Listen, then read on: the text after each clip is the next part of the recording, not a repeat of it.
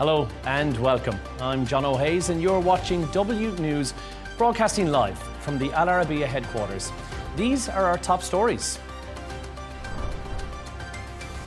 Trump says he's disappointed but not done with Putin and warns Russia of harsh tariffs if no Ukraine peace deal is reached in 50 days. It says Moscow signals its willingness to negotiate.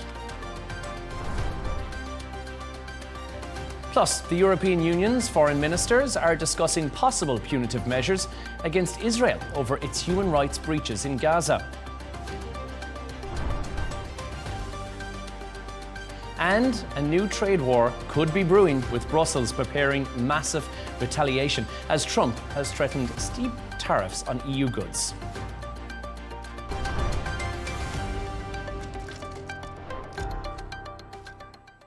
Donald Trump says he is disappointed but not done with Vladimir Putin. He has warned Russia of severe tariffs if no peace deal is reached in Ukraine within 50 days. Despite the tensions, Moscow says it is ready to negotiate, though it does reject ultimatums. This comes as Trump has also reaffirmed his support for NATO amid the ongoing conflict.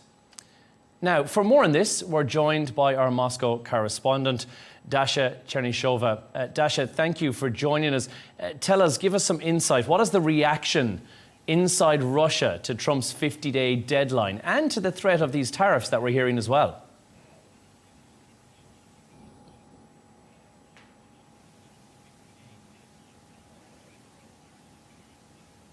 Well, indeed, we've heard the Kremlin spokesman Dmitry Peskov addressing this issue during his briefing, and he said very clearly that those are very serious statements and announcements coming from Washington, and Moscow will need more time to carefully analyze it. He also has stressed that Moscow remains ready for the negotiations, stressing that it is Kyiv that has been dragging with the date of the third round of talks between Moscow and Kyiv to be announced. And interestingly, Russian Foreign Minister Sergei Lavrov said that if Kyiv had announced the date for the third round, perhaps even 30 days would have been enough to end the conflict in Ukraine. Lavrov has also reiterated that it would be very interesting to see what exactly is the reasoning behind the ultimatum that has been made by the American president, the ultimatum and the deadline of 50 days. He also has stressed that it is actually something that Moscow has seen before, the announcement of 24 hours, then 100 days, now another 50 days. So Moscow has seen it all before. And basically in Russia, there is a very strong perception that Moscow is dealing well with all of those sanctions, even the threat of 100% tariffs on the countries that are trading with Russia is not something that is going to persuade Moscow to end its operation, while Moscow is stressing once again that what is needed is to eliminate the so-called root causes of this conflict and to resolve it for the generations to come. That certainly, from Moscow's perspective, cannot be done through ultimatums. Dasha, how is the Russian media portraying Donald Trump right now? Are we seeing him as being portrayed as somewhat of a friend, as a foe, or something in the middle?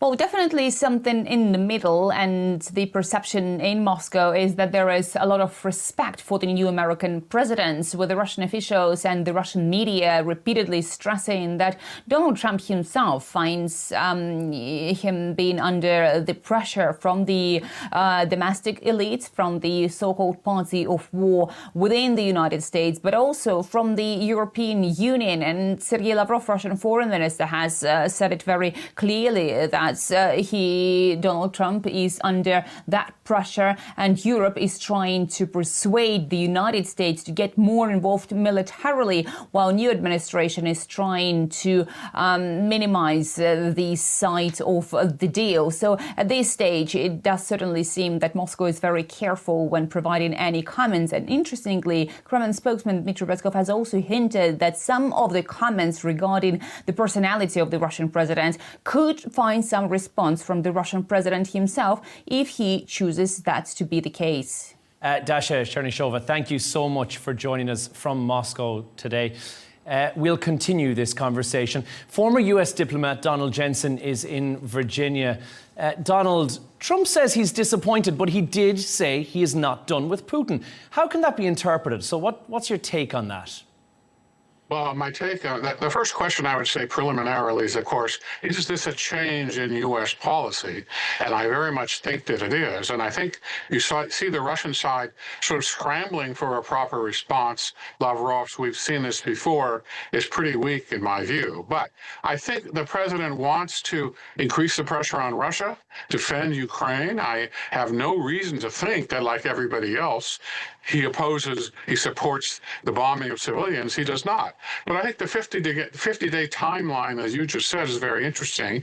And the comment you just cited, I think, expresses probably, and this is just my view, his willingness to negotiate on these very difficult questions further with the Kremlin. The problem is, of course, that the Kremlin doesn't really want to negotiate as we understand it in the West. So I think if there's going to be any further progress on official talks after the 50 days or before the 50 days, I think Moscow is going to have to change its position. And so far, there is no sign that it will. There was mention there from Dasha, you'll have heard a few moments ago, why not make it 30 days? 50 days seems an unusual figure to have gone with as well for these tariffs or this deadline. Is this somewhat of a performative deadline? Is perhaps this has been seen, as many, including Dmitry Medvedev, who said it's theatrics from the Trump camp? What do you think? Well, I think probably this is a number negotiated by the various officials in Washington that someone could all agree with, and then advise the president accordingly. I would.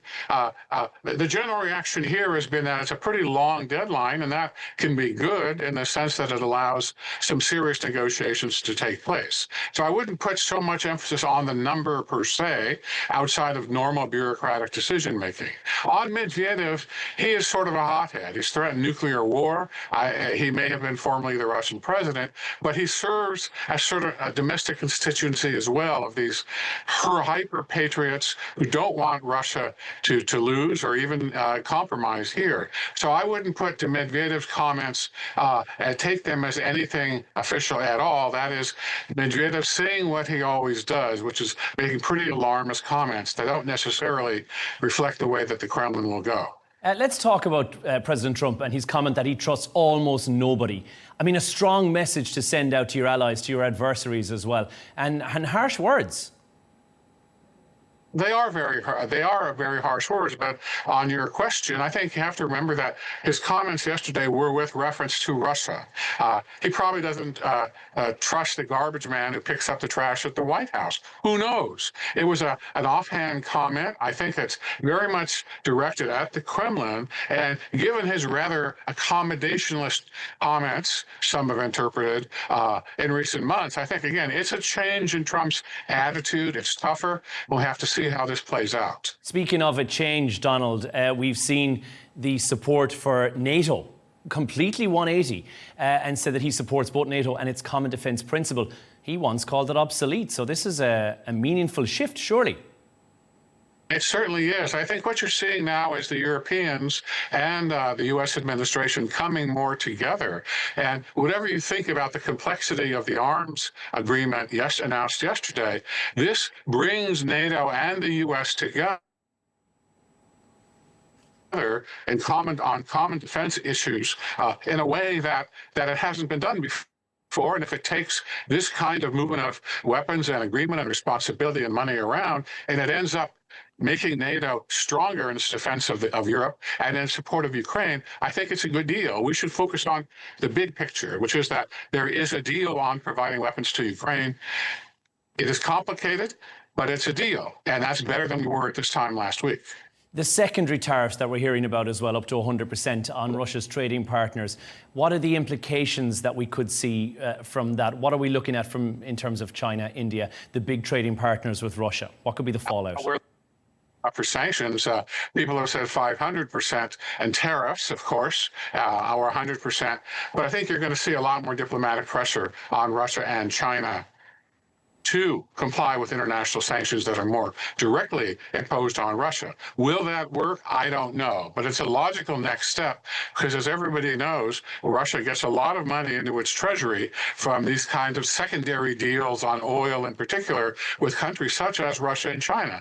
So I would guess that those two countries in particular are going to have to make some very tough decisions, either focus on the pressure from the United States and dealing with the financial pressure that will inflict, or make some kind of a change in their approach. And so I think the ball in some ways shifts to New Delhi and to Beijing to see how they're going to respond to these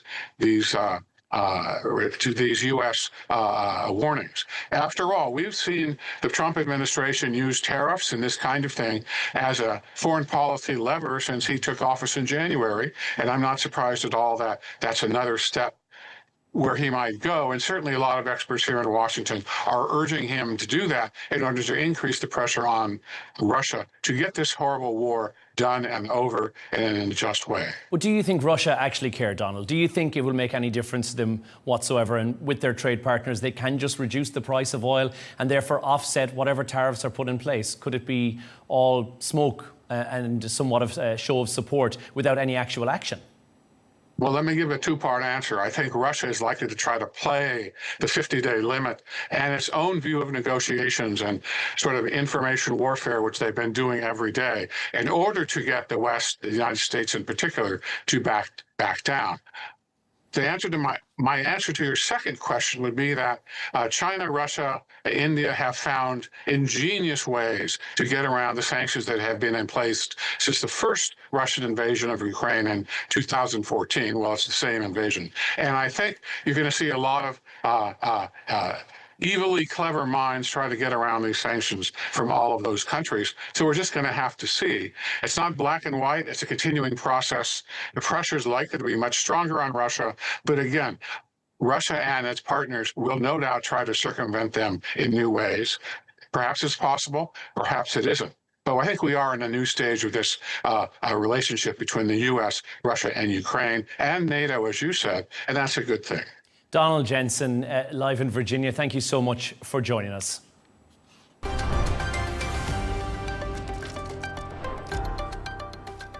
Now, the European Union is bracing for a potential tariff war with Washington after US President Donald Trump threatened to slap 30% duties on European goods.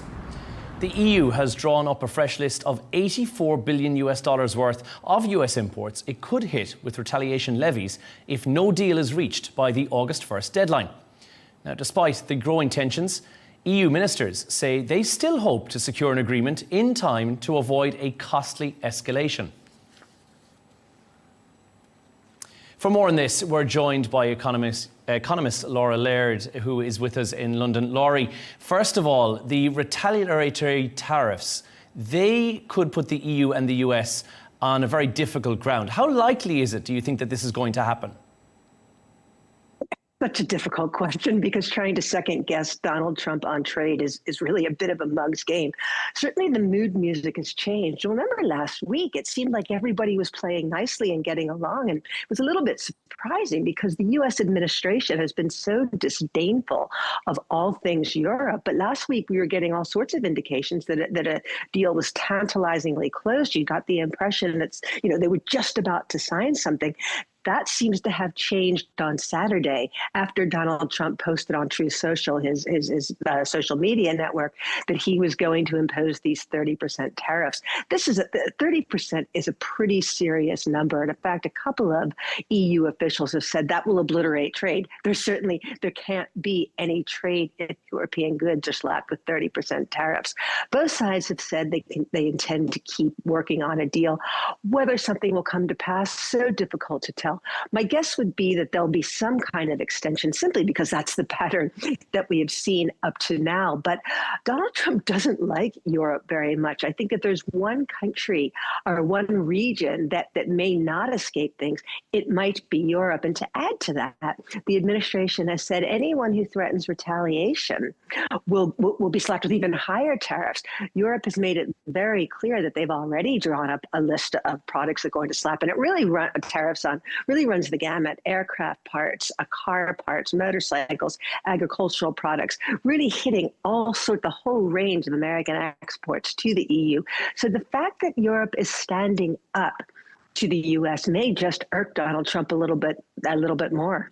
Are we seeing any market reaction to this in terms of business news from the 100% tariffs that he's threatened Russia with as well? There will be surely implications on the global economy if this comes to fruition. It's an excellent question, and the short answer is no. We're not seeing much of a market reaction at all. I think that means that the market is looking, stock markets at least, are looking quite expensive. So if some of these tariffs come to fruition, if they come to pass, I think that there is a risk that equity prices could really tumble, because stocks are priced pretty much all over the world, in the US and in Europe, are priced for very little disruption in trade, very little economic disruption. So if that comes, I think there's a real risk of a pullback. Laurie, there's been a buck in the trend somewhat with China's economy, and now they've grown their GDP, and it's actually beaten the expectations of what we would expect. What is fueling this? What do you think the tariffs are having a momentum fallout from there, or are we seeing something completely opposite? No, this really is trade related. And I think what we're seeing, exports were a big part of this strong Chinese GDP growth. And you're right, it was better than expectations, up 5.2% over the second quarter of last year. Most economists were looking for about 5% growth, maybe 5.1. It means that China is on course to reach its 5% growth target this year. And a lot of people thought that was very optimistic when China first announced that target. But a lot of what we're seeing is a race of exporters to try and beat any tariffs that maybe are higher tariffs that Donald Trump may announce down the road. Exports, manufacturing were such a very big part of GDP growth this time around. And this sort of unbalanced Chinese economy remains evident in these numbers. Most growth is manufacturing, and manufacturing for export. We're still seeing real sluggishness in the consumer side of the economy. We got some retail sales data out for the month of June, along with that GDP data. That was a lot weaker than people were expecting. So Chinese economy is looking good, but it's not very balanced growth. Well, meanwhile, on home turf for the Trump camp, the US inflation rate has grown as tariffs have hit consumers there as well.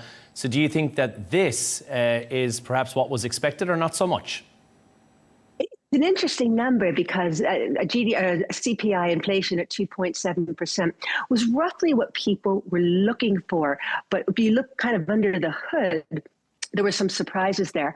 And yes, we are starting to see some effect of tariffs, things that are imported from China and from other places. We're seeing much, much higher rates of inflation. Look at things like household goods, electronics, appliances, things that are generally imported from China.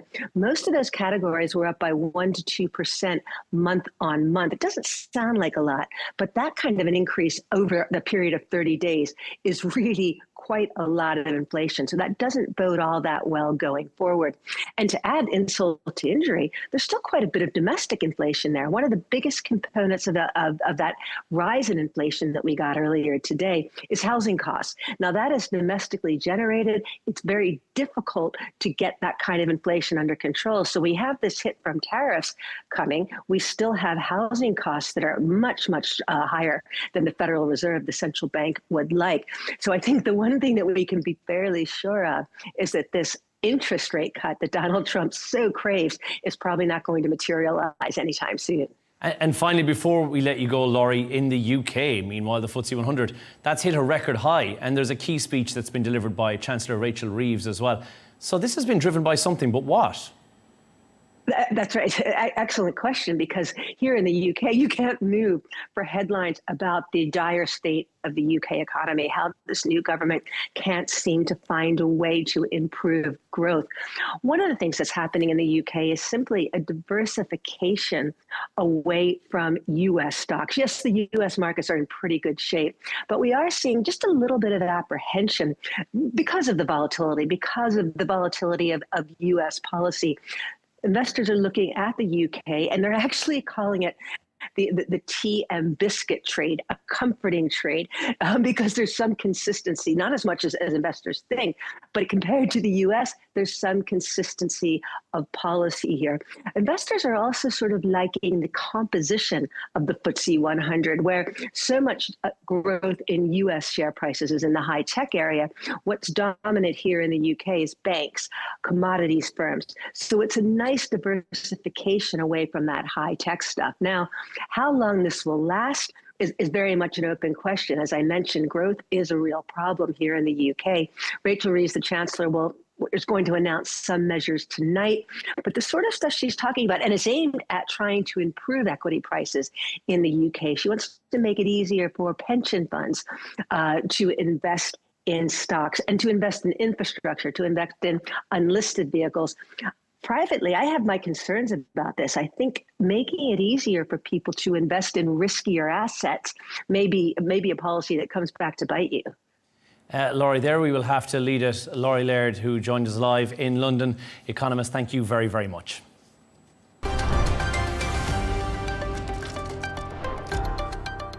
Now, let's take a look at some of the other stories making the headlines today. France, the UK and Germany are threatening Iran with swift sanctions unless concrete progress is made on reviving the nuclear deal. They're invoking the so-called snapback mechanism, which allows member nations signed to the 2015 Joint Comprehensive Plan of Action to file a non-compliance claim. Now, if Tehran fails to address it, all previously lifted sanctions could be reimposed. An American national who spied on Ukrainian troops on behalf of Russia has been granted Russian citizenship. Daniel Martindale spent 2 years in Ukraine after Russia launched its offensive, reportedly sharing coordinates of military facilities. Martindale said receiving Russian citizenship is a dream and thanked Moscow for accepting him. A group of Indigenous Australians have lost a landmark case to hold the government accountable for failing to protect their climate-threatened islands. The Torres Strait Islanders argued that weak emissions targets put their communities at risk of becoming climate refugees. But the Australian Federal Court ruled the government is not legally obligated to shield them from climate change. And astronauts from the US, India, Poland and Hungary have safely returned to Earth after spending 18 days aboard the International Space Station. The 4-member crew parachuted into the Pacific Ocean on board SpaceX Crew Dragon capsule off the California coast. The mission marks a historic first for India, Poland and Hungary, with each country sending an astronaut to the ISS for the very first time.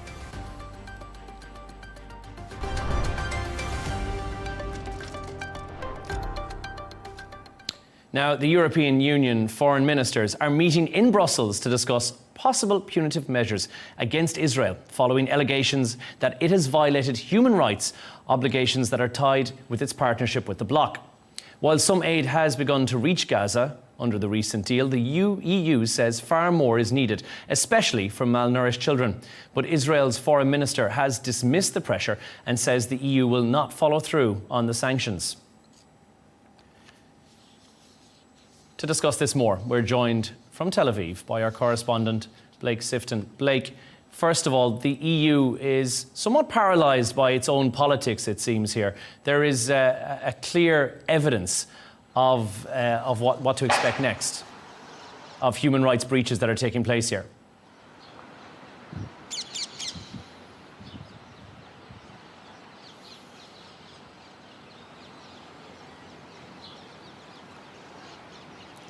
Proposed sanctions at this meeting include the possible full suspension of the EU-Israel cooperation agreement, possible reevaluation of trade ties, targeted sanctions against ministers, possible arms embargo, or even the end of visa-free travel for Israeli citizens. However, it's very unlikely that any of these sanctions will be passed today, Tuesday, in Brussels. That's because adopting them requires unanimous support from all 27 members of the EU. And the bloc is deeply divided on this issue. On the one hand, you have EU member states like Ireland and Spain who have been consistently urging for the EU to reevaluate its relationship with Israel in light of actions during the war in Gaza. But then you also have countries like Hungary, Czech Republic, and Germany who have consistently supported Israel and pushed back against the suggestion of any sanctions. In a recent meeting with Israel's foreign minister, Gediz, Hungary's foreign minister said, there will be strong pressure on us in Brussels to sanction settlers. That would be the wrong move. This is the time for diplomacy, not sanctions. So with attitudes like that amongst some EU member states and unanimous support for these sanctions being required, it's unlikely we will see them adopted in Brussels on Tuesday. But if these proposals are adopted, what do you think would be the reaction from Israel, if any? Would there be visa bans, arms embargoes? What could we expect to see?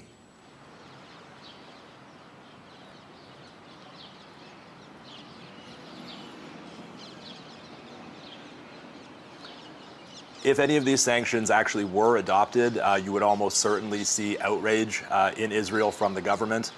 In June, the UK, Canada, Australia, Norway, and New Zealand put in place sanctions on two far-right members of the Israeli government. That was Finance Minister Smotrich and National Security Minister Itamar Ben-Gvir. The sanctions included asset freezes and visa bans, and they were put in place because of incitement of violence against Palestinians and extremist rhetoric advocating for their forced displacement.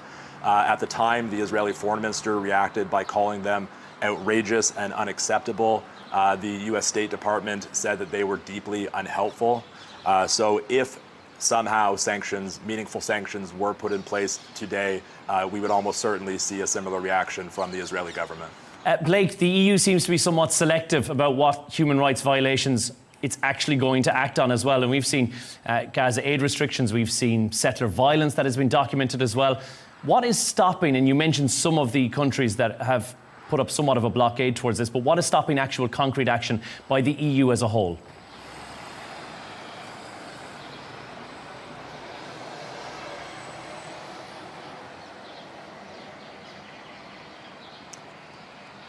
Well, in lieu of concrete action, what we're seeing more of is an effort to push and convince Israel to work to ease the humanitarian crisis in Gaza. As you say, on Thursday, the EU announced a deal with Israel to increase the amount of humanitarian aid entering the Strip. That involved the opening of new entry points for food.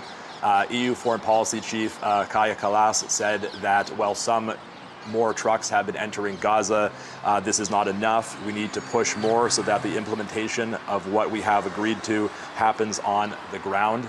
Of course, others have, I think, understandably pointed out that in lieu of a ceasefire without a halt to the fighting in Gaza, it is unlikely we will see a large increase of aid entering the territory. That's simply because logistically it's very difficult for humanitarian organizations to distribute aid, even if it were to get in. And historically, throughout the almost 2 years of this war, we have not seen substantial amounts of aid entering Gaza while fighting is underway. Blake, the Israeli army have issued yet another evacuation order for Gaza as well. How is this being justified currently, especially amid this wave of international criticism over the humanitarian crisis on the ground?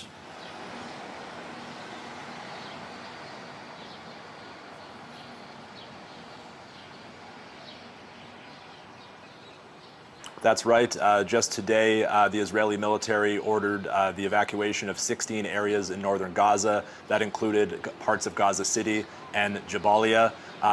They say that that's because their forces are pushing westward in their fight against Hamas, and those areas will be unsafe. They have urged civilians to flee south to the Al Mawasi area along the coast.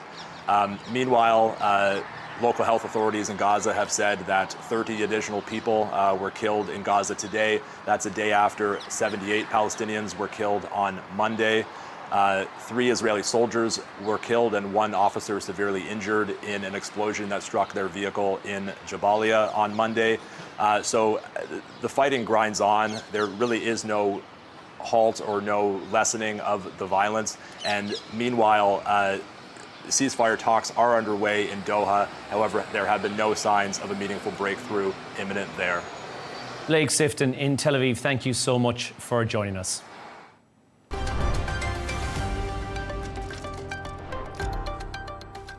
Major US ice cream brands are phasing out artificial dyes. This is following pressure from the Health Secretary, Robert F. Kennedy Jr., to cut unnecessary additives from the American diet.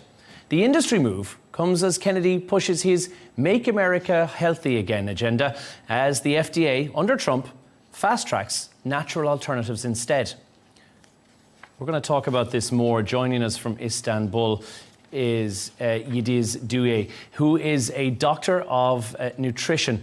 First of all, this is something that is news to a lot of people, these harmful synthetic dyes. Are they really that harmful? What's in there? What do we know? What does science say about their link to ADHD, to cancer, to other health risks? Hello. Well, thanks for asking this. Many people are very concerned, not just in the US, but all over the world. To be honest with you, there aren't a massive number of studies in this area, mainly due to the nature of this kind of research, especially involving children. But the evidence so far is quite supportive of the hypothesis that synthetic food exposure is indeed associated with adverse behavioral effects in children, especially hyperactivity. For example, there's a recent review of past clinical trials, and they identified about 25 high-quality clinical studies. And in 64% of these studies, a positive association was found between the exposure to artificial food dyes and neurobehavioral outcomes in children. But when you ask about ADHD, at the moment, we can't really say that there is enough evidence that says food dye directly cause ADHD, but we do know that it can cause hyperactivity. And in turn, this might make ADHD symptoms even worse. But as I said, more research is needed. And to my knowledge, in need of the further research, FDA is now partnering with National Institutes of Health to conduct research on how food additives actually impact children's health and development. So I believe these efforts will shed light on the potential harms caused by artificial dyes. It does seem crazy that we're looking at petroleum-based dyes that for some reason were allowed into food in the first place, especially that we know that these products are heavily marketed to kids as well. How did this ever happen? Yeah, well, good thing that you asked. Well, there are multiple reasons for that. If you look at the historical context, in the early 20th century, it's interesting, but synthetic dyes from petroleum were seen as a technological breakthrough because they were cheaper, they were more stable and more vivid than natural colorants. And that made them very easy to use in the mass food production. Those bright and artificial colors make products more visually appealing, especially to kids. Think of neon cereals, candies, and snacks. So the food industry heavily marketed these visual cues to children as part of their branding, without initially considering the long-term effects on the human health. But again, back then, there was a lack of early evidence on the health effects and safety of these products, simply because it wasn't being monitored that much. As I just said, only in the recent decades, more studies emerged showing potential adverse effects, especially in children. I guess a lot of us don't know what is actually in there, and we're going to see a phase out by 2027. Is that really too far away, considering that these are the health risks that are involved? Should we maybe see some action a bit sooner? And certainly the EU, UK, countries like that, will they follow suit with a similar ban, knowing now what we know about these additives? It's hard to comment on that, but I can surely say that European Food Safety Agency, for instance, they already recently re-evaluated all food additives, not just dyes, but all additives that were authorized before 2009. So in light of the new information they have, they lowered the allowed daily intake for several food colorants. For example, the usual suspect, red number 3, which is now banned by the FDA, is only allowed in candied fruits and cocktail cherries in the EU as part of this recent reevaluation. And at the moment, there are dyes that are currently being reconsidered for elimination in the US are also under strict regulations in Europe. Those are yellow number 6, 5, 6, and red number 40. The EU currently requires that products that contain either of these 3 dyes have a warning, safety warning, that they can actually affect attention in children. So my answer would be yes to your question. European authorities have been closely monitoring the health effects of food additives, and this recent changes in the US will probably have an impact on global food authorities, not just the EU, but UK and other countries or continents, as you said. Gediz, as a nutritionist, do we really know what we're putting into our bodies now? And I'm reading this: oat milk, soya, vegan meats, protein bars, they are all ultra-processed food. And 90% of people do not know what ultra-processed foods are. So how can we check this? How can we figure out what is ultra-processed? What do we need to be looking for? Well, if you want to be careful about those artificial food dyes to start with, well, it's tricky because they are widely used in the industry, even in places that you would not normally expect, like bread and so on. Good thing is that they are always listed in the food labels.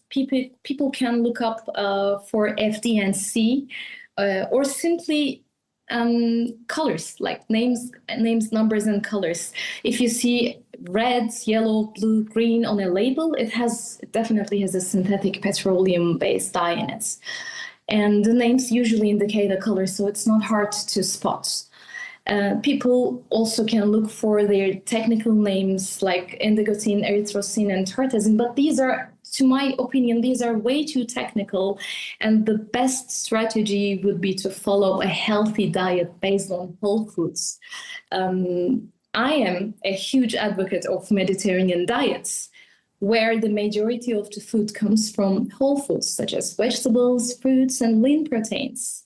Following a Mediterranean diet is one of the best strategies to avoid ultra-processed foods, while also improving your overall health. The color comes...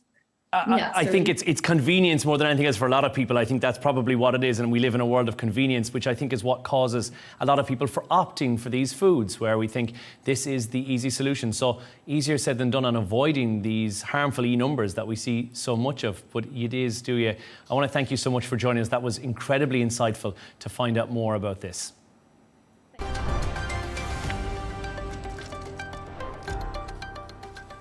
Let's take a look at the top business news.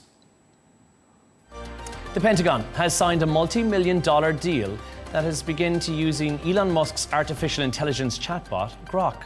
The $200 million contract is part of the US government's plan to adopt artificial intelligence. Grok was introduced in late 2023 as an unfiltered alternative to other AI chatbots such as ChatGPT.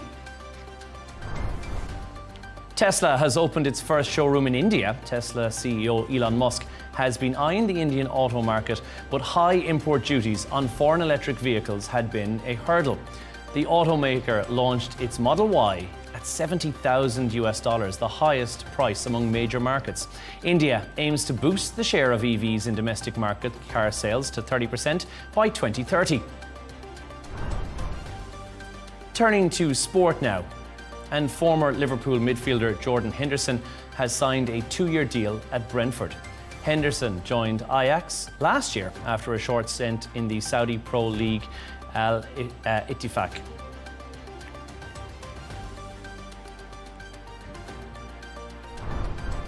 And finally, Britain's Simon Yates has won stage 10 of the Tour de France as Ben Healy became the first Irish rider to claim the yellow jersey for 38 years. Meanwhile, Scotland's Oscar Only had an impressive first week of the Tour de France. He's sitting 7th overall after 10 stages at just 22 years old. The 2025 Tour de France will conclude on the 27th of July.